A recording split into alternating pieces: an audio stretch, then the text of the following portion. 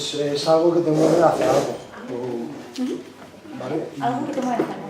Claro. Y también hemos visto que es una frecuencia de vibración que puede ser o bien producida por nosotros o por algo externo. Vale. ¿Por allí? Lo que antecede al sentimiento, a un sentimiento. Bien. ¿Por el fondo? No hemos llegado a algo. Supongo que es una conversación interesante. También es complicado. Sí, Da mucho juego, sí. Y además también por el tiempo tampoco quiero hablarle mucho. ¿Por aquí? Por aquí habíamos pensado que una respuesta que puede venir de un pensamiento o ser algo automático. La primera parte de nosotros que decíamos que siempre va a pasar por lo cognitivo y porque decíamos que no, que es algo en automático y que tiene siempre función adaptativa, que tiene una función, tiene una funcionalidad. Genial. También, muy bien. En realidad, la reacción del cuerpo a un pensamiento. Vale. Pensamiento o una reacción fisiológica. ¿Estáis cómodos puestos así? ¿Sí queréis? Vale. Pues para Paul Ekman, efectivamente, es un proceso, puesto que hay unos pasos, un tipo particular de valoración automática influida por nuestro pasado personal y evolutivo. ¿Por qué dice personal y evolutivo? Porque evolutivo es la parte universal, la que por nuestra evolución llevamos todos dentro.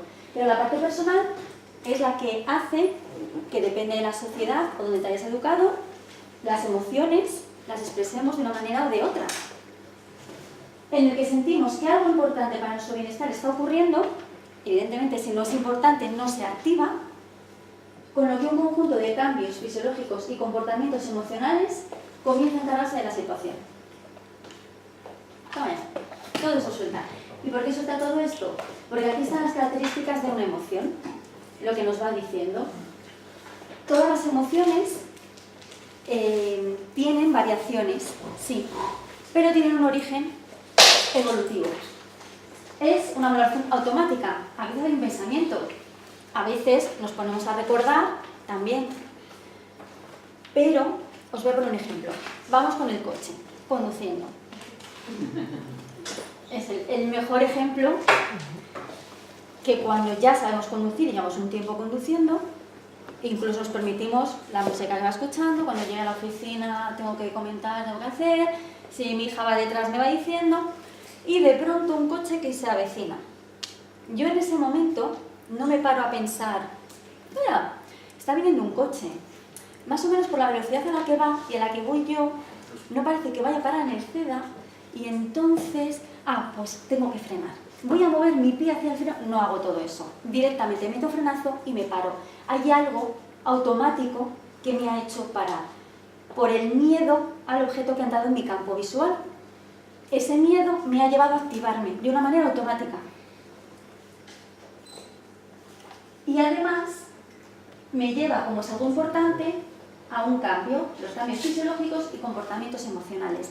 Ese comportamiento emocional, ese miedo, me ha llevado a que mi corazón se acelere, a que mi sangre se centre donde se tiene que centrar y que mis pensamientos se paren y pongan foco en lo que es importante para mí. Todo eso es una emoción. ¿Por qué esto es importante? Porque cuando nos comunicamos y las emociones están detrás, esto nos pasa. Y esto lo filtramos por nuestro rostro, nuestros gestos, nuestro cuerpo, en nuestro tono de voz y en lo que decimos. Todo eso está detrás. Con todo esto, ¿una emoción creéis que es constructiva o destructiva? ¿Qué pensáis? Constructiva. Las dos. ¿Quién cree que son las dos? Las dos. ¿Quién cree que es constructiva solamente? ¿Hay alguien que diga que no es destructiva? ¿Qué pasaría si no tuviéramos emociones? ¿Os gustaría no tener emociones? No estaríamos aquí, Yo robot. Yo no. Por ejemplo. Lo que pasa con la emoción no es tanto la emoción, que dura muy poquito. Si es que las emociones son un tiempo muy cortito. El problema es lo que hacemos después de la emoción. Ahí viene la parte que podemos convertirla en algo destructivo. Cuando una emoción, incluso la tristeza, esa parte que nos viene, nos está ayudando a buscar un consuelo de los demás. Hemos sentido una pérdida y nos está ayudando a que los demás, por lo que transmitimos, nos buscamos ayuda. El miedo en el coche nos ayuda a evitar un daño que podamos sufrir físico o fisiológico. Todas las emociones tienen una parte constructiva. Lo que hacemos con ellas es lo que no mola tanto. Aristóteles decía que lo ideal es ser un hombre moderado. Claro, ¿qué es ser moderado? Pues responder en una forma concreta con una emoción, una cantidad de emoción correcta, en base a la circunstancia que se ha dado, en el momento oportuno, de la manera mejor y además sin hacer daño a nadie. La excepción de no hacer daño a nadie es si nos quieren hacer daño y tenemos para eso que repeler con una agresión. Lo de ser correcto en la cantidad, en la forma y en el tiempo es lo que hace que las emociones las sepamos gestionar. Porque las emociones las podemos gestionar y debemos saber hacerlo, pero no las podemos controlar. Son automáticas. Está de una valoración automática. Salen. Ahora bien, cuando hablamos de las emociones y de que son automáticas y de que salen, aquí hay gente que no expresa de la misma manera. Los griegos, nosotros los latinos, somos mucho más efusivos en nuestras manifestaciones. Sin embargo, nos vamos a un oriental, vamos a hablar en idiosincrasias generales, y que tiene una reacción muchísimo más comedida. Esa es la parte aprendida, pero la emoción de fondo es la misma. ¿Os acordáis de las 7 emociones universales que hemos estado viendo estos lunes? ¿Cuáles son? Alegría, tristeza, miedo, asco, sorpresa, ira y desprecio. Bien. Ahí van. Repugnancia es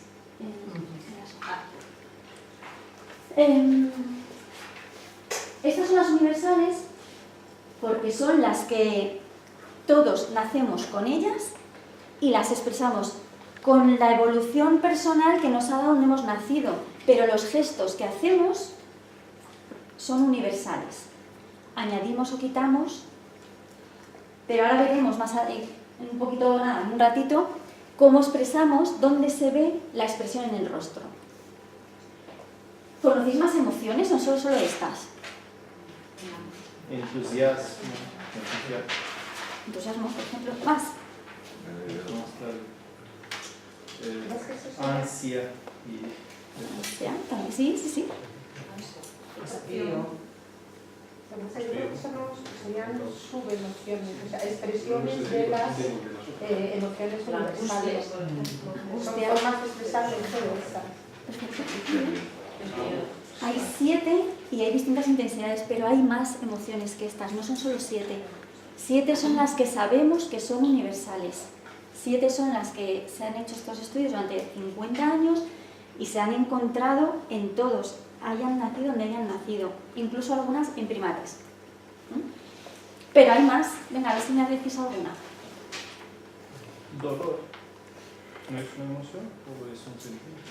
Es más. Odio. ¿Odio? ¿Odio es una emoción? Es un efecto, ¿no? ¿Eso? El efecto de algo. Es un efecto.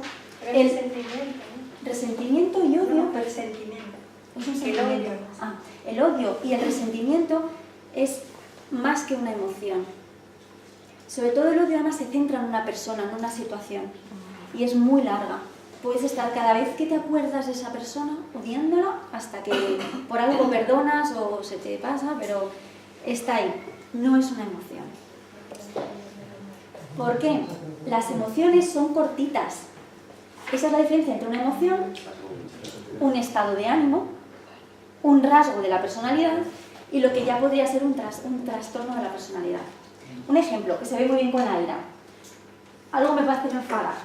Me enfado en ese momento y digo, mira que el coche, mira que ceda, bueno.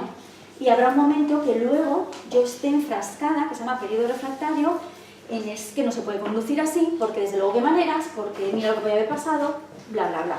Y voy con toda mi cara de enfado y con todo mi cuerpo y todos mis gestos.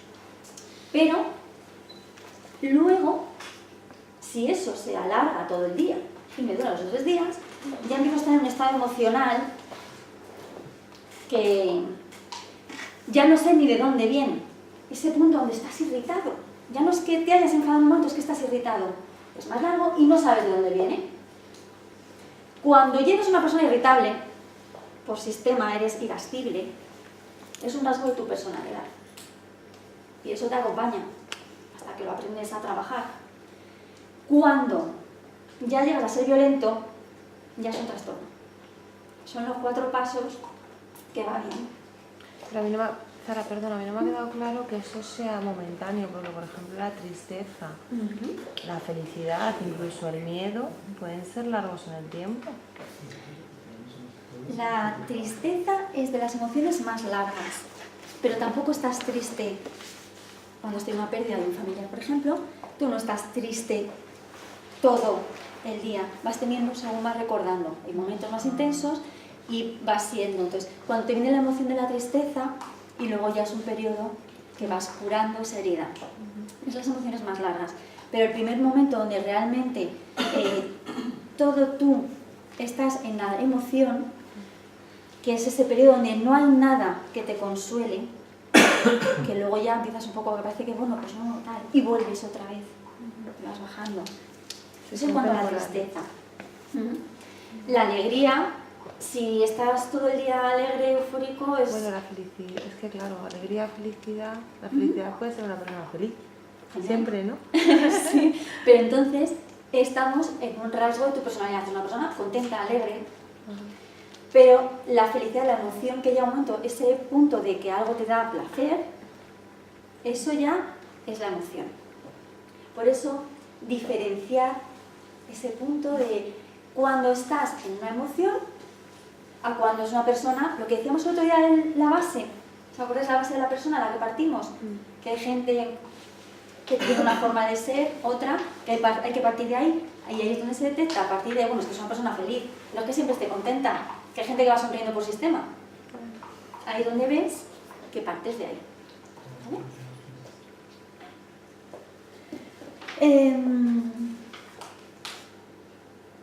No me habéis comentado nada del amor.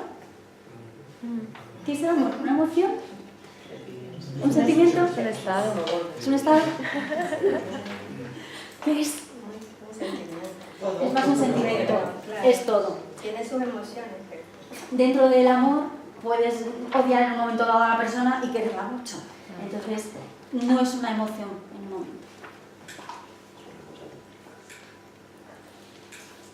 Vale. Y aquí tenemos, de lo que venimos explicando, las emociones ocurren respuesta a alguna clase de estímulos. Esos estímulos, lo que me comentabais al principio, ¿de dónde viene una emoción? Puede ser algo real que te ha pasado en un momento, el coche que se te ha cruzado, puede venir cuando te acuerdas del coche, cómo se te cruzó y que te vuelvas a enfadar, o puedes imaginarlo. Las emociones, estás viendo una película y te pueden generar una emoción y no lo estás viviendo, no es algo que estés tú como primera persona. Las funciones motivan el comportamiento, esenciales para establecer relaciones y pueden salvar o enriquecer nuestra vida. Son constructivas. Vamos a ver ahora con Enrique cómo todo esto lo vemos en el rostro. Bueno, concretamente el rostro es el canal más claro y sencillo a la hora de identificar estas emociones precisamente, ¿vale? De hecho el rostro, salvo si yo me quito las gafas no, pero con las gafas puestas os puedo ver en 20 metros y vosotros a mí también. Es decir, realmente yo voy a una obra de teatro y estoy viendo las caras de las personas, con lo cual es algo que me va a permitir identificar muy fácilmente cuando una persona está mostrando todo este tipo de emociones que está comentando Zara y cuál es su intención a la hora de presentar estas emociones de una forma transparente, ¿no? Como bien digo, el rostro es el canal primario y más transparente de esos, ¿acordáis? 5 canales a la hora de identificar y de conocer y de comunicarme con el resto de personas. Lo voy a decir muy rápido: el rostro, luego estaba el lenguaje no verbal, los movimientos, los gestos, luego estaba la voz, el estilo de voz, el estilo de comunicación y finalmente el contenido. Esos eran los canales principales de comunicación. Y dentro de lo que es el rostro tenemos 3 tipos de expresiones. Expresiones, por un lado, que son las macroexpresiones, que ahora veremos concretamente, y luego lo que son las microexpresiones. ¿Os acordáis de lo que eran las microexpresiones? ¿Cuánto duraban? Milisegundos. 15 milisegundos para ser exactos. Esto estamos hablando de un parpadeo, no tiene más. Wow, normalmente en nuestra vida cotidiana no somos capaces de identificarlas, pero sí que en un momento pueden llegar al subconsciente y tener la sensación de esta persona como que hay algo en ella que no me encaja. Es probablemente ese milisegundo de asco, de enfado de esa persona que te ha mostrado, y es lo que llamamos muchas veces esa sensación de intuición, ¿no? Adelante. Y a partir de ahí, una vez que traspasa la barrera de esos 15 milisegundos, ya serían macroexpresiones. Es decir, si yo estoy contento este fin de semana, si yo soy un aficionado del Madrid, voy a estar contento y voy a enseñarlo, ¿vale? Si fuese un aficionado de la Juve, pues evidentemente lo contrario, ¿okay? Pero son emociones que yo no tengo ningún problema en mostrar, unas y otras. ¿Por qué nos centramos en el tema de las microexpresiones? Porque es algo que subconscientemente queremos evitar y tapar. Pero ahí hay algo importante. Entonces, desde el punto de vista psicológico, desde el punto de vista de llegar más al corazón de las personas, nosotros como coaches, orientadores, psicólogos, gente que nos movemos en este mundo, es algo muy útil el entender esas microexpresiones y verlas, porque continuamente suceden, ¿vale? Si ponemos el foco, ponemos el ojo en eso, podemos ver en una entrevista, por ejemplo, de cualquier tipo, vemos muchísimas microexpresiones de ese tipo, ¿vale? Entonces es súper chulo de poderlo ver. Hemos visto el macro, hemos visto el micro. ¿Qué es la expresión sutil? La expresión sutil puede ser macro o micro, ¿vale? Y es una expresión, si es micro y además sutil, estas son las más complicadas, son las más difíciles de pillar, ¿vale? ¿Por qué? Porque el sutil es una parte del rostro. Si yo estoy mostrando, por ejemplo, la macroexpresión de felicidad con mi sonrisa hacia arriba y los ojos cerrados, un poquito cerrados, con las patitas estas de gallo, ¿no? Desde ahí, si yo simplemente hago así, o muy sutil por un sitio, no solamente puede ser micro, porque duran 15 milisegundos, sino que además he hecho una parte de las dos, ¿vale? Concretamente de los ojos. Ya empieza a ser más complicada, ¿vale? Lo mismo con cualquier otra expresión. Entonces las sutiles son las más complicadas, las más complejas, pero también te están dando muchísima información súper interesante al respecto.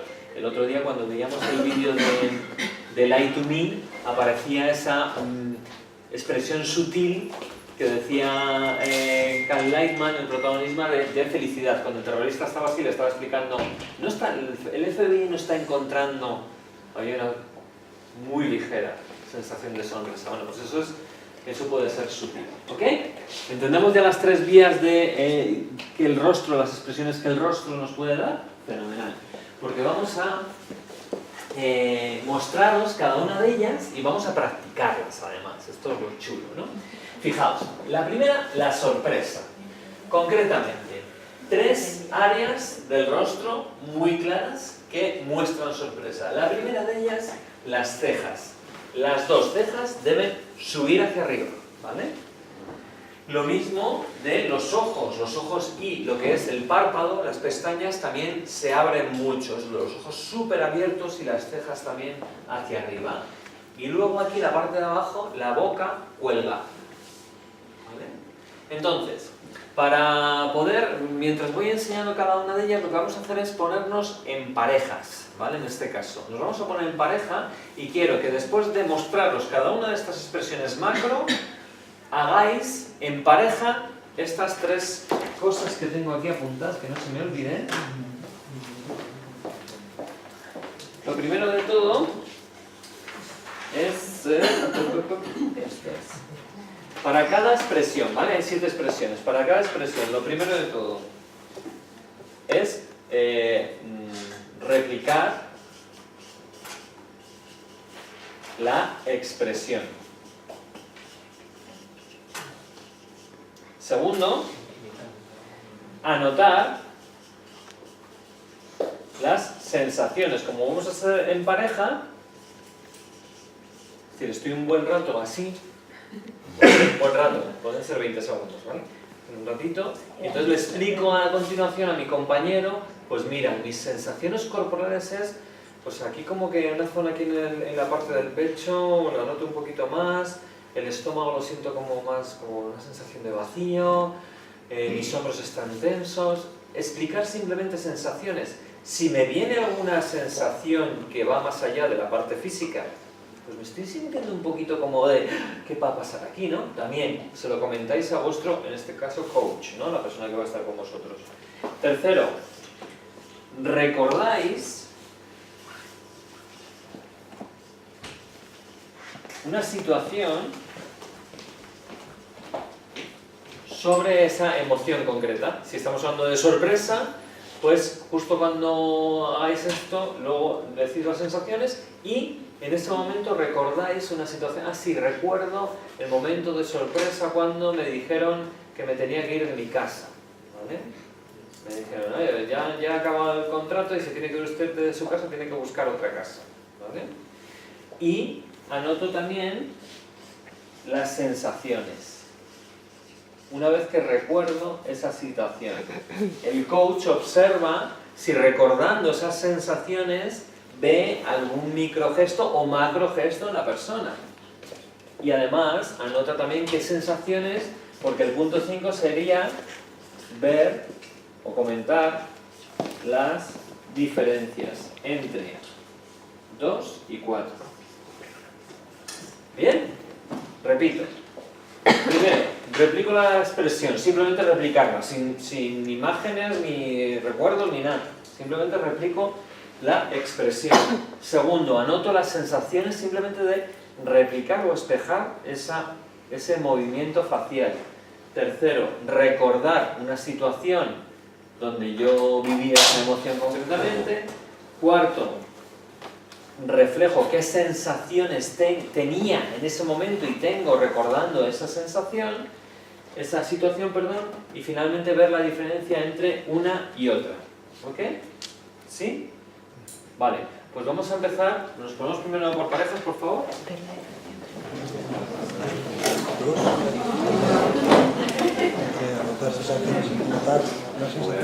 ¿Estamos ya en parejas todos?